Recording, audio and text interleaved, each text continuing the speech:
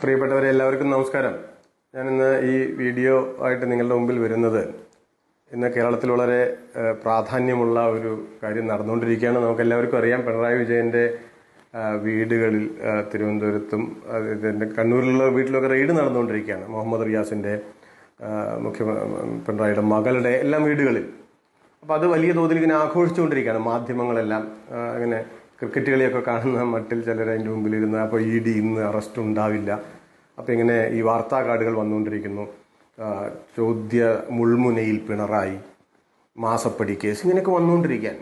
അപ്പോൾ സ്വാഭാവികമായിട്ടും ഇടതുപക്ഷത്തിൻ്റെ എതിരാളികൾ വലിയ തോതിൽ അതിനെ ആഘോഷമാക്കിയിട്ടുണ്ട്. എന്താണ് ഈ കേസ് എന്നുള്ളതിനെ സംബന്ധിച്ച് പക്ഷേ വളരെ ചുരുക്കം ആളുകൾക്ക് മാത്രമേ അറിയുള്ളൂ. യഥാർത്ഥത്തിൽ രാജ്യം ഭരിക്കുന്ന BJP സർക്കാർ ഇന്ത്യയിലെ ഇടതുപക്ഷത്തിനെ തകർക്കുന്നതിന് വേണ്ടി നടത്തിയിട്ടുള്ള വളരെ ബോധപൂർവമായിട്ടുള്ള ഒരു പരിശ്രമം. നമ്മൾ ഈ ഫാസിസം വരിക എന്നൊക്കെ പറയുമ്പോൾ അതിൻ്റെ ഒരു ഭീകരത എത്രമാത്രം വലിയതാണ് എന്ന് മനസ്സിലാക്കണം. ദൗർഭാഗ്യത്തിന് അത് വേണ്ടത്ര മനസ്സിലാക്കാതെ കേരളത്തിലെ കോൺഗ്രസ് പാർട്ടിയും അതിന് ഒത്താശ ചെയ്തുകൊണ്ട് കൊടുത്ത് ഇരിക്കുകയാണ് എന്നുള്ളതാണ് അതിൻ്റെ ഒരു കഷ്ടം. അത് വേറൊരു കാര്യമാണ്, ഞാൻ അതിലേക്ക് ഇപ്പോൾ പോകുന്നില്ല.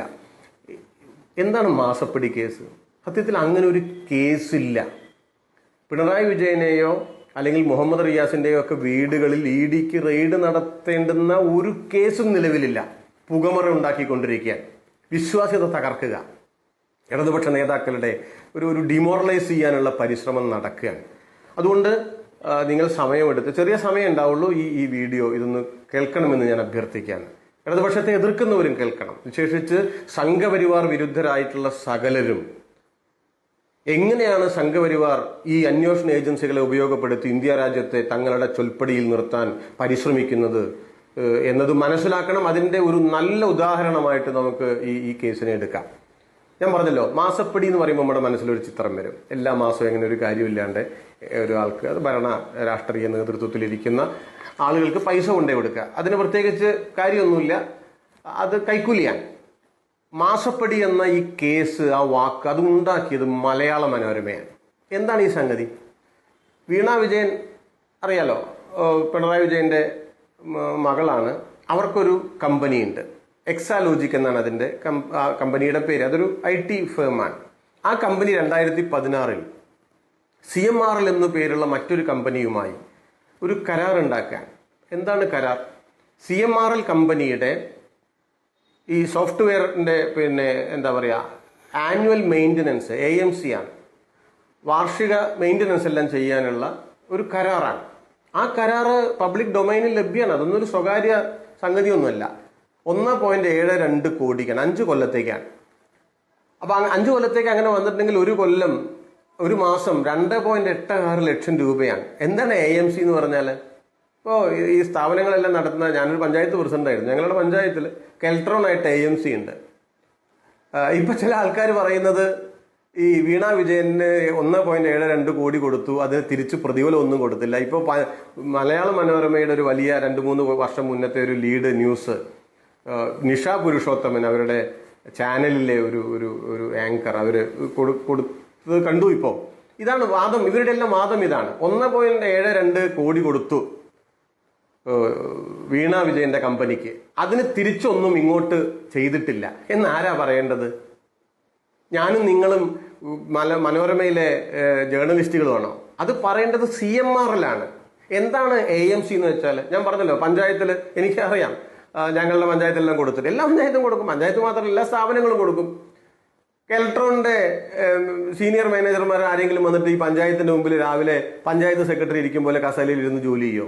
ഇതൊരു മെയിൻ്റനൻസിനുള്ള ഒരു വർഷത്തേക്കുള്ള കരാറെന്ന് പറഞ്ഞാൽ എന്തെങ്കിലും തകരാറ് വരുമ്പോഴാണ് വന്ന് നേരേക്കുക. ഒരു മാസം 2.86 ലക്ഷം എന്ന് പറഞ്ഞാൽ ആലോചിച്ച് നോക്കുക, എത്ര താരതമ്യേന ചെറിയൊരു തുകയാണത്. തകരാറ് വരുമ്പോഴല്ലേ നേരേക്കുക. അങ്ങനെ ഒന്നും ഉണ്ടായിട്ടില്ല എന്ന് പറയാൻ നമ്മൾ ആരാണ്? ഇതാണ് സംഗതി കേട്ടോ. ഈ 1.72 കൊടുത്തു എന്ന് പറയുമ്പോൾ ഒരു കമ്പനി മറ്റൊരു കമ്പനിക്ക് TDS എല്ലാം അടച്ച് നിയമപ്രകാരം ബാങ്കിലൂടെ നടത്തിയിട്ടുള്ള ഒരു ഇടപാടിനെയാണ് ഈ കാര്യങ്ങൾ ഇങ്ങനെ തെറ്റായി വക്രീകരിച്ചുകൊണ്ട് പറഞ്ഞു സ്ഥാപിക്കാൻ പരിശ്രമിച്ചുകൊണ്ടിരിക്കുന്നത്. ഇതിൻ്റെ ഇടയിൽ നേരത്തെ നടന്നൊരു കാര്യം എന്താ? CMRL എന്ന് പറയുന്ന കമ്പനി, അത് പറഞ്ഞല്ലോ, അത് ഒരു കരിമണൽ കർത്ത എന്നാണ് അതിന്റെ ഒരു മുതലാളിയെ പരിഹാസപൂർവ്വം അല്ലെങ്കിൽ ഒരു ഇരട്ട പേരിട്ട് വിളിക്കുക. അദ്ദേഹത്തിന്റെ കമ്പനിയാണ്. ആ കമ്പനി ഒരു തരികിട കാണിച്ചതായിട്ട് ആദായ നികുതി കണ്ടെത്തേണ്ടായി. ആദായ നികുതി വകുപ്പ് കണ്ടെത്തേണ്ട. എന്താണ് അവർ തരികിട കാണിച്ചതെന്ന് വെച്ചാൽ അവര് 135.27 കോടി രൂപ അധിക ചെലവ് കാണിച്ചു. അങ്ങനെ ഒരു ചെലവില്ല, അധിക ചെലവ് കാണിച്ചു. അധിക ചെലവ് കാണിച്ചാൽ വരുമാനം കുറഞ്ഞു വരും. അപ്പോൾ ആദായ നികുതി കുറച്ചടച്ചാൽ മതി. അതൊരു നോട്ടീസ് കൊടുത്തു.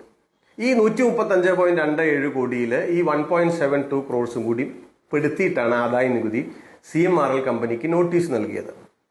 സ്വാഭാവികമായിട്ടും അവരതിന് മറുപടി കൊടുക്കണമല്ലോ. CMRL കമ്പനിയും വീണ വിജയന്റെ കമ്പനിയും തമ്മിൽ ഒരു ബന്ധവും ഇല്ല കേട്ടോ. അത് രണ്ട് കമ്പനികളാണ്, തെറ്റിദ്ധരിക്കരുത്, മാറിപ്പോകരുത്. അപ്പൊ അവരെന്ത് മറുപടി കൊടുത്തു? അവർ പറഞ്ഞു, ഞങ്ങൾ ചെറിയൊരു തരികട കാണിച്ചിട്ടുണ്ട്.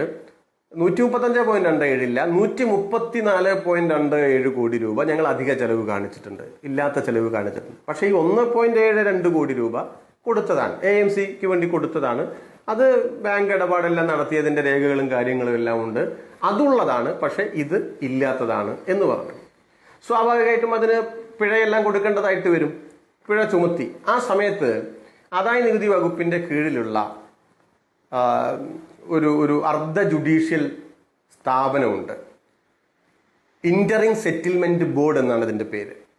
അവരുടെ അടുത്ത് ഇവരൊരു കരിമണൽ കർത്താവിന്റെ കമ്പനി ഒരു അപേക്ഷ കൊടുത്തു, ഞങ്ങൾക്കൊന്ന് വിട്ടു തരണം, ഇത് ഇത്ര പിഴ ഇടരുത്. അപ്പൊ അവരെന്ത് ചെയ്യുന്ന വെച്ചാൽ 70% വിട്ടുകൊടുത്തു, 30% നികുതി അടയ്ക്കാൻ വേണ്ടി പറഞ്ഞു, പിഴ അടയ്ക്കാൻ വേണ്ടി പറഞ്ഞു.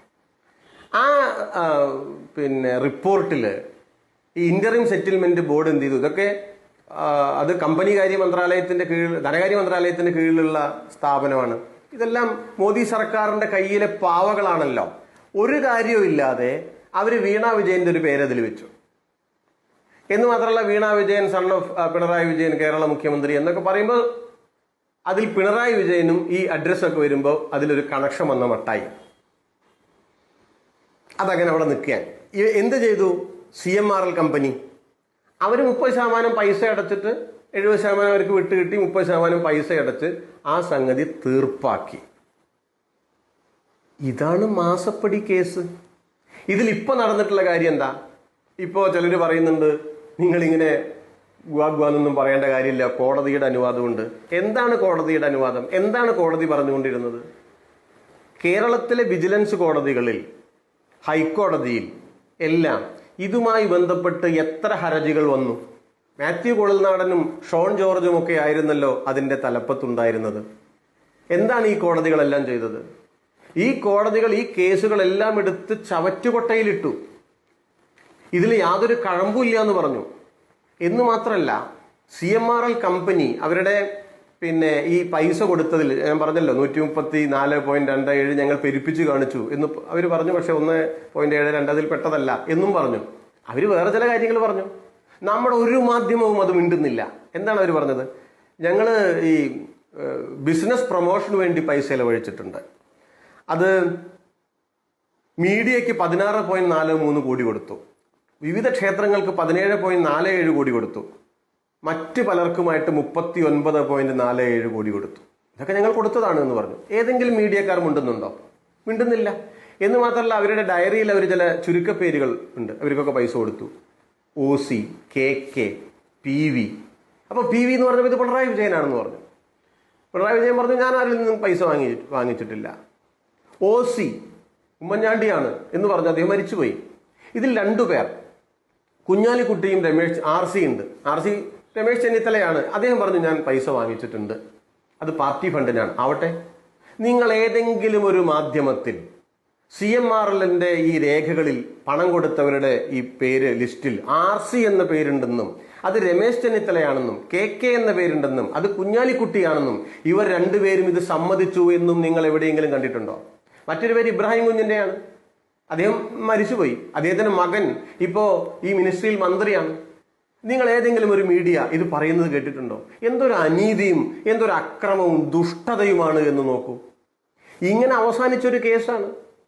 പറഞ്ഞല്ലോ, വിജിലൻസ് കോടതിയും ഹൈക്കോടതിയും എല്ലാം ചവറ്റുകൊട്ടയിലിട്ടൊരു കേസാണ്. ഈ കോടതികൾ ഈ കേസുമായി ഹർജിയുമായി ചെന്ന മാത്യു കുഴൽനാടനെ നമ്മൾ നാട്ടിൻപുറത്ത് പറയില്ലേ, കണ്ടം വഴി ഓടിച്ചു. അപ്പൊ പറഞ്ഞു, നിങ്ങൾക്ക് ചിലരുടെ പേര് മാത്രമേ ഉള്ളൂ, ഇത് PV പിണറായി വിജയനാണെന്ന് പറഞ്ഞിട്ടാ പോയത്. അതിലെന്താണ് തെളിവ്? പിണറായി വിജയനാണ് പൈസ കൊടുത്തത് എന്നുള്ളതിന് വല്ല തെളിവുണ്ടോ? ഒരു തെളിവുമില്ല. അത് PV അൻവർ ആയിക്കൂടെ? PV അൻവർ ആയിക്കൂടെ? പിണറായി വിജയൻ ഞാൻ പൈസ വാങ്ങിച്ചിട്ടില്ല, മറ്റവരങ്ങനെ പറഞ്ഞിട്ടില്ലല്ലോ. പറഞ്ഞല്ലോ, ഉമ്മൻചാണ്ടി മരിച്ചുപോയി, അദ്ദേഹത്തിന് പറയാൻ കഴിയില്ല. ഈ ഒരു കേസിനെയാണ് മാസപ്പടി എന്ന് പറഞ്ഞിങ്ങനെ ലൈവായി നിർത്തുക. ഇപ്പൊ കോടതി എന്താ പറഞ്ഞത്? എന്തിനാണ് പിണറായി വിജയന്റെ വീട്ടിൽ ഇപ്പോ എന്താ ചോദ്യമുനയിൽ പിണറായി അറസ്റ്റ് ഇന്ന് ചെയ്യുന്നില്ല എന്നൊക്കെ പറയുമ്പോൾ ആളുകൾ വിചാരിക്കുന്നത് എന്തോ പൈസ വാങ്ങി അതിനിപ്പോ അറസ്റ്റ് ഉണ്ടാവും എന്ന മട്ടിലാണ്. എന്താണ് ഇന്നലെ കോടതിയുടെ കാര്യം? CMRL കമ്പനിക്കെതിരായിട്ട് ED അന്വേഷണമുണ്ട്. അതിലെ 4 ഉദ്യോഗസ്ഥന്മാർക്കെതിരായിട്ട് ED അന്വേഷണം. അത് പിന്നെ എന്താ, അതിനെ തടഞ്ഞു നിർത്തിയിരിക്കുകയായിരുന്നു. ഇപ്പോ ആ അന്വേഷണം തുടരാം എന്ന് കോടതി പറഞ്ഞു. ആർക്കെതിരെ? CMRLന്റെ ഉദ്യോഗസ്ഥർ നൽകിയ ഹർജിയാണ് തള്ളിയത്. പിണറായി വിജയനോ വീണയോ അതിൽ കക്ഷികളല്ല. അത് നിങ്ങൾക്ക് അന്വേഷണം തുടരാം എന്ന് EDക്ക് അനുവാദം കൊടുത്തപ്പോ പിറ്റേന്ന് അവരുടെ വീട്ടിലല്ല പോകുന്നത്, CMRL അല്ല പോകുന്നത്, പിണറായി വിജയന്റെ വീട്ടിലേക്കും വീണയുടെ വീട്ടിലേക്കും റിയാസിന്റെ വീട്ടിലേക്കുമാണ്. എന്താ കാര്യം? പുകമുറ ഉണ്ടാക്കുക, ഡിമോറലൈസ് ചെയ്യുക, ഡീഗ്രേഡ് ചെയ്യുക. അത് നടന്നുകൊണ്ടിരിക്കുകയല്ലേ. ഇന്ത്യയിൽ കഴിഞ്ഞ 10 കൊല്ലത്തിന്റെ ഇടയിൽ ED 193 കേസുകളൊക്കെ രാഷ്ട്രീയ നേതാക്കൾക്കെതിരായിട്ട് ചുമത്തിയിട്ടുണ്ട്. അതിൽ 97-98% പ്രതിപക്ഷ രാഷ്ട്രീയ കക്ഷികളുടെ നേതാക്കൾക്കെതിരായിട്ടാണ്. 2% അതിലെ ശിക്ഷാ നിരക്ക് എന്ന് പറയുന്നത്. ബാക്കിയൊക്കെ ഇപ്പൊ നിങ്ങൾ പിന്നെ അരവിന്ദ് കെജ്രിവാളിന്റെ കാര്യം നോക്കൂ. 5-6 മാസം അദ്ദേഹം ജയിലിൽ കിടന്നു. ഡൽഹിയിലെ ഉപമുഖ്യമന്ത്രി അദ്ദേഹം 1.25 കൊല്ലം 1.5 കൊല്ലം എങ്ങാണ്ട് ജയിലിൽ കിടന്നു. അവസാനം പുറത്തു വരുമ്പോൾ ഇതിനൊന്നും തെളിവില്ല. അന്വേഷണ ഏജൻസികൾ അവയെ ഉപയോഗപ്പെടുത്തിക്കൊണ്ട് പ്രതിപക്ഷ രാഷ്ട്രീയ പാർട്ടികളുടെ നേതാക്കളെ തെരഞ്ഞുപിടിച്ച് ആക്രമിച്ച് ഡീമോറലൈസ് ചെയ്ത് അവരെ ജയിലിലിട്ട് കള്ളക്കേസ് ഉണ്ടാക്കി ജനങ്ങളുടെ ഇടയിൽ അവമതിപ്പുണ്ടാക്കുക എന്നതാണ് BJP സർക്കാരിന്റെ നയം. അങ്ങനെ ED അഴിച്ചുവിടുമ്പോഴോ? നമ്മുടെ രാജ്യത്ത് നിരവധിയായ നേതാക്കൾ, ഇപ്പൊ നിങ്ങൾ നോക്കൂ, ബംഗാളിലെ സുവേന്ദു അധികാരി, അദ്ദേഹം ഇങ്ങനെ പണം ഇങ്ങനെ വാങ്ങി ഈ എന്താ പറയാ മേശയുടെ അടിയിലേക്ക് വെക്കുന്ന ദൃശ്യങ്ങൾ ലോകം മുഴുവൻ പ്രചരിച്ചില്ലേ? ബംഗാളിൽ നരേന്ദ്രമോദി ചെന്ന് പ്രസംഗിച്ചില്ലേ? അദ്ദേഹത്തിന്റെ ആക്ഷൻ നിങ്ങൾ കണ്ടിട്ടുണ്ടാവും. സുവേന്ദു അധികാരി പണം വാങ്ങി കീശയിൽ വെച്ചു എന്നാണ് മോദി പറഞ്ഞത്. ED വന്നപ്പോഴോ സുവേന്ദു അധികാരി BJP ആയി. കോൺഗ്രസ് ആയിരുന്നു, പിന്നെ തൃണമൂലായി, ഇപ്പൊ BJP ആയി. ഡൽഹിയിലെ AAP നേതാക്കളെ കണ്ടില്ലേ? വലിയ വലിയ ഘോരമായി പ്രസംഗിച്ചിരുന്ന AAP നേതാക്കൾ, അവര് BJP. ED വന്നു. നിങ്ങൾ എന്താണ് കരുതിയത്? ആ മട്ടിൽ പിണറായി വിജയനെ ഭീഷണിപ്പെടുത്തി തങ്ങൾക്ക് അനുകൂലമായി നിർത്താമെന്നോ? ഒരിക്കലും നടക്കാൻ പോകുന്ന കാര്യമല്ല. ഇതിൽ കോൺഗ്രസ്സുകാർ മനസ്സിലാക്കേണ്ട ഒരു കാര്യമുണ്ട്. നിങ്ങളുടെ നേതാവ് രാഹുൽ ഗാന്ധിക്കെതിരെ, സോണിയാഗാന്ധിക്കെതിരെ ED വന്നപ്പോ, നാഷണൽ ഹെറാൾഡ് കേസിൽ ED വന്നപ്പോ അന്ന് പിണറായി വിജയൻ നടത്തിയ പ്രസ്താവനയുണ്ട്. രാഹുൽ ഗാന്ധിയെ, പ്രതിപക്ഷ നേതാവിനെ അന്യായമായി പീഡിപ്പിക്കുകയാണ് രാഷ്ട്രീയമായി എന്ന വളരെ കൃത്യമായ രാഷ്ട്രീയ നിലപാട് സ്വീകരിച്ച പ്രതിപക്ഷ രാഷ്ട്രീയ നേതാവിന്റെ പേരാണ് പിണറായി വിജയൻ. ആ പിണറായി വിജയനെ പറ്റി പക്ഷേ രാഹുൽ ഗാന്ധി പറഞ്ഞത് എന്താ? കേരളത്തിൽ വന്ന് എന്തുകൊണ്ട് പിണറായി അറസ്റ്റ് ചെയ്യുന്നില്ല? എന്തിന്? എന്ത് കേസിന്? ഏത് കേസിനാണ് അദ്ദേഹം പ്രതി? എന്തിനാണ് അദ്ദേഹത്തെ അറസ്റ്റ് ചെയ്യേണ്ടത്? ഈ മട്ടിൽ RSSന്റെ സംഘപരിവാറിന്റെ കുൽസിതമായ രാഷ്ട്രീയ ശ്രമങ്ങൾക്ക് നമ്മുടെ രാജ്യത്തെ കോൺഗ്രസ് നേതൃത്വം ഒത്താശ ചെയ്യുകയല്ലേ? ഇത് അവസാനം എവിടെയാണ് എത്തി നിൽക്കുക? ഒരു കാര്യം കൂടി പറഞ്ഞിട്ട് ഞാൻ അവസാനിപ്പിക്കാം. ഇപ്പൊ ലാവ്ലിൻ കേസിന്റെ കാര്യം നോക്കൂ. ഇടയ്ക്കിന് വാർത്ത വരും, സുപ്രീം കോടതിയിൽ ലാവ്ലിൻ കേസ് 32ാമതും മാറ്റി. അപ്പൊ ഇവിടെ ആകെ ചർച്ചയാണ്, അന്തിച്ചർച്ചയ്ക്കുള്ള കാര്യമായി. യഥാർത്ഥത്തിൽ എന്താ കാര്യം? എന്താണ് കാര്യം? ഞാനതിന്റെ വിശദാംശം പറയല്ല. ലാവ്ലിൻ കേസിൽ വിജിലൻസ് അന്വേഷിച്ച് പിണറായി വിജയൻ കുറ്റക്കാരനല്ല എന്ന് ഉമ്മൻചാണ്ടി ഭരിക്കുന്ന സമയത്ത് കണ്ടെത്തി. ഉമ്മൻചാണ്ടി തന്നെ അത് പറഞ്ഞിട്ടുണ്ട്. നിങ്ങൾക്ക് ഇതെല്ലാം, ഇതിന്റെ ക്ലിപ്പിംഗ്സ് എല്ലാം കിട്ടും. പക്ഷെ പത്രക്കാരെല്ലാവരും കൂടി പിണറായി വിജയനെ കൊല്ലാൻ നടക്കുകയായിരുന്നല്ലോ. ഇപ്പോഴും നടക്കുകയാണ്, അദ്ദേഹത്തിന്റെ ചോരയ്ക്ക് നടക്കുകയാണ്. അപ്പോ ഈ മുറവിളിയുടെ എല്ലാ അടിസ്ഥാനത്തിൽ രാഷ്ട്രീയമായി CBIക്ക് വിട്ടു. അന്ന് മോദിയുടെ ഭരണമല്ല, മൻമോഹൻ സിംഗിന്റെ ഭരണ, 2011 ഇലക്ഷന്റെ മുമ്പേ, ഇലക്ഷന്റെ തൊട്ട് മുൻപായി. അപ്പോൾ വലിയ വാർത്ത, ലാവ്ലിൻ കേസ് CBIക്ക് വിട്ടു. CBI എന്ത് ചെയ്തു? CBI പിണറായി വിജയനെ പ്രതി ചേർത്തു. നിങ്ങൾക്കൊരു അന്വേഷണ ഏജൻസിക്ക് ആരെയും പ്രതി ചേർക്കാം. ഞാനിപ്പോൾ ഇവിടെ ഇരിക്കുക, എവിടെയെങ്കിലും ഒരു ഒരു ഒരു ഒരു ക്രൈം ഉണ്ടായാൽ നിങ്ങൾക്ക് എന്നെ ഒരു സ്ഥലത്തെ CI എന്ന് വിചാരിച്ചാൽ എന്നെ പ്രതി ചേർക്കാൻ എന്താ ബുദ്ധിമുട്ട്? ഞാൻ തെറ്റ് ചെയ്തിട്ടുണ്ടോ ഇല്ലയോ എന്ന് കോടതിയാ പറയാ. പ്രതി ചേർക്കൽ കോടതിയല്ല, അത് അന്വേഷണ ഉദ്യോഗസ്ഥനാണ്, അന്വേഷണ ഏജൻസിയാണ്. CBI പ്രതി ചേർത്തു, വലിയ തോതിൽ ആഘോഷിച്ചില്ലേ? പിന്നെ കോടിയൊക്കെ വായ തോന്നിയതായിരുന്നില്ലേ? ചിലർ 500 കോടി എന്ന് പറഞ്ഞേക്കാം, ചിലർ 600 കോടി എന്ന് പറയണേക്കാം. അങ്ങോട്ട് പറയാൻ കേസ് എവിടെയും എത്തുന്നില്ല. പിണറായി വിജയൻ എന്ത് ചെയ്തു? പിണറായി വിജയൻ തന്നെ പ്രതിപട്ടികയിൽ നിന്ന് നീക്കം ചെയ്യണം, ഒഴിവാക്കണം. കാരണം പ്രതി ചേർക്കാൻ ആവശ്യമായിട്ടുള്ള ഒരു തെളിവില്ല, അന്യായമായി തെളിവ് ഉണ്ടാക്കിയതാണ്. CBI കോടതിയിൽ ഒരു ഹർജി കൊടുത്തു. CBI കോടതി പിണറായി വിജയനെ പ്രതിപട്ടികയിൽ നിന്ന് ഒഴിവാക്കി, മനസ്സിലാക്കണം. അപ്പൊ CBI എന്ത് ചെയ്തു? ഹൈക്കോടതി പോയി. ഹൈക്കോടതി CBI കോടതിയുടെ ഈ നടപടിയെ ശരിവെച്ചു, പ്രതിപട്ടികയിൽ നിന്ന് ഒഴിവാക്കി. പിണറായി വിജയൻ പ്രതിപട്ടികയിലില്ല. തെറ്റായി, അന്യായമായി, തെളിവില്ലാതെ, രാഷ്ട്രീയമായി CBI അന്ന് ഭരിക്കുന്ന കോൺഗ്രസിന് വേണ്ടി ചെയ്തതാണ് എന്നല്ലേ തെളിഞ്ഞത്. CBI എന്ത് ചെയ്തു? സുപ്രീം കോടതിയിൽ പോയി. സുപ്രീം കോടതി അത് ഫയൽ സ്വീകരിച്ചു. CBIയുടെ വലിയ അന്വേഷണ ഏജൻസി അല്ലേ, അവരോട് പറഞ്ഞു ശരി, പ്രതിപട്ടികയിൽ ചേർക്കാം. എന്താ CBIയുടെ ആവശ്യം? ഇദ്ദേഹത്തെ പ്രതിപട്ടികയിൽ ചേർക്കണം. കോടതി പറഞ്ഞു നിങ്ങൾ തെളിവ് കൊണ്ടുവരൂ. അപ്പൊ ഇവർ പറഞ്ഞു ഞങ്ങൾ അടുത്ത മാസം കൊണ്ടുവരാം. കോടതിയിൽ കേസിനൊക്കെ പോയിട്ടുള്ള ആൾക്കാരൊക്കെ അറിയും. അപ്പോൾ മാറ്റിവെക്കും, അടുത്ത മാസത്തേക്ക് മാറ്റിവെക്കും. CBIയുടെ അഭിഭാഷകൻ പറഞ്ഞ കേൾക്കുമല്ലോ. ഇവിടെ പോസ്റ്റ് കാർഡ് ഇറങ്ങും, പിണറായി വിജയനെതിരായ ലാവ്ലിൻ കേസ് അടുത്ത മാസത്തേക്ക് മാറ്റി. ഏഷ്യാനെറ്റിലെ ചർച്ച, നിഷാ പുരുഷോത്തമന്റെ ചർച്ച, മനോരമയിലെ ചർച്ച, എല്ലാവരുടെയും ചർച്ച. 2 മാസം കഴിഞ്ഞ് വീണ്ടും കേസ് വരുമ്പോൾ കോടതി ചോദിക്കുമ്പോൾ എവിടെ നിങ്ങളുടെ കയ്യിൽ തെളിവുണ്ടോ?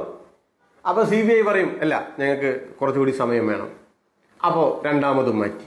ഇവിടെ ചർച്ച വരും, പോസ്റ്റ് കാർഡ് ഇറങ്ങും, പിണറായിക്കെതിരായ ലാവ്ലിൻ കേസ് മാറ്റി. ഈ കാലം വരെ എന്താ കോൺഗ്രസ് പറഞ്ഞിരുന്നത്? ഇത് BJPയും CPMഉം തമ്മിലുള്ള ഡീൽ. എന്തെല്ലാമാണ് പറയുന്നത്, ഒന്ന് ആലോചിച്ച് നോക്കൂ. ഈ രാജ്യത്തെ ഇടതുപക്ഷത്തിന്റെ ശക്തി കേന്ദ്രങ്ങളിൽ ഒന്നായ കേരളം, ആ കേരളത്തിലെ സമുന്നതനായ നേതാവ് പിണറായി വിജയൻ. നിങ്ങൾക്ക് അദ്ദേഹത്തെ പറ്റി മറ്റ് കുറവുകളോ കുഴപ്പങ്ങളോ വിമർശനങ്ങളോ ഒക്കെ ഉന്നയിക്കാം. പക്ഷേ ഒരു ഇല്ലാക്കഥ മെനഞ്ഞ് അദ്ദേഹത്തെ തേജോവധം ചെയ്ത്, ഡിമോറലൈസ് ചെയ്ത്, ഡീഗ്രേഡ് ചെയ്ത് ഇടതുപക്ഷത്തെ ആകെ തകർക്കാനുള്ള രാഷ്ട്രീയ പദ്ധതിയാണ് സംഘപരിവാരം കാണിക്കുന്നത്. അതിന് ചൂട്ടുമിന്നുകയാണ് ഈ നാട്ടിലെ കോൺഗ്രസ്. ഇപ്പൊ എന്തെല്ലാം AI വെച്ചുകൊണ്ടുള്ള ചിത്രങ്ങൾ ഇറങ്ങുകയാണ്. ബേപ്പൂരിലെല്ലാം രണ്ടാമത് ഇലക്ഷന് തയ്യാറായിക്കൊള്ളൂ എന്ന് ആഹ്വാനം ചെയ്തുകൊണ്ടുള്ള ഒരു പോസ്റ്റ് കാർഡ്, ഒരു ന്യൂസ് കാർഡ് വിദേശത്ത് നിന്ന്, കുവൈറ്റിൽ നിന്നോ മറ്റോ ഇറങ്ങിയതായി കണ്ടു. ഞാൻ ചുരുക്കി പറഞ്ഞാൽ അയാളെയൊക്കെ എന്താ വേണ്ടത്? ഈ കേസിൽ മുഹമ്മദ് റിയാസിന് എന്താണ് റോള്? പച്ചക്കള്ളം പറയുകയോ? യഥാർത്ഥത്തിൽ പണ്ട് പിണറായി പറഞ്ഞതുപോലെ പാർട്ടി തീപ്പന്തമാകേണ്ട സമയമാണ്. ഇടതുപക്ഷത്തിനെതിരായി, അതിന്റെ വലിയ ലെഗസിക്കെതിരായി സംഘപരിവാർ നടത്തുന്ന ഗൂഢാലോചനയിൽ കോൺഗ്രസ് പങ്കാളികളാവുകയാണ് എന്ന് നമ്മുടെ നാട്ടിലെ നല്ല കോൺഗ്രസുകാർ മനസ്സിലാക്കണം. VD സതീശന് അതിന് താല്പര്യങ്ങൾ ഉണ്ടാവും. അവസാനം ഭസ്മാസുരന് വരം കൊടുത്ത പോലെയാകും. ഇന്ത്യയിൽ നമുക്ക് അനുഭവങ്ങളുണ്ടല്ലോ. കോൺഗ്രസിനെ, അതിന്റെ നേതാക്കളെ തിരിഞ്ഞുകുത്തുമ്പോൾ അവർക്ക് വേണ്ടി സംസാരിക്കാൻ ആരുമുണ്ടാകില്ല എന്ന അവസ്ഥയിലേക്ക് ഏകപക്ഷീയമായി സംഘപരിവാറിനെ അവരോധിക്കാനുള്ള അവരുടെ പരിശ്രമങ്ങൾക്ക് VD സതീശനും രമേശ് ചെന്നിത്തലയും രാഹുൽ ഗാന്ധിയും വെള്ളവും വളവും ഇട്ട് കൊടുക്കേണ്ട യാതൊരു കാര്യമില്ല. അഥവാ അവരത് ചെയ്യുന്നുണ്ടെങ്കിൽ അവരുടെ അധികാരവുമായി ബന്ധപ്പെട്ട കാര്യമാണ്. നാട്ടിലെ കോൺഗ്രസ്സുകാർക്ക് അതിൽ കാര്യമില്ല. ആ വസ്തുത അവരും മനസ്സിലാക്കണം എന്ന് ഈ സന്ദർഭത്തിൽ അഭ്യർത്ഥിക്കുകയാണ്.